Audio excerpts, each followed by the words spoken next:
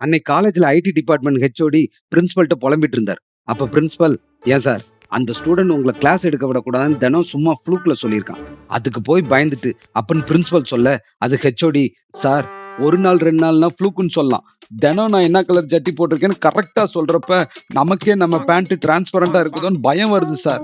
அப்புறம் எப்படி சார் தைரியமா ஸ்டேஜ் ஏறி கிளாஸ் எடுக்கிறது அப்படின்னு புலம்பிட்டு இருந்தார்.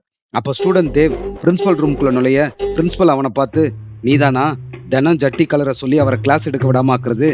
சும்மா ஃப்ளூக்ல தான் நீ சொல்றேன்னு சொல்றேன், நம்ப மாட்டார்.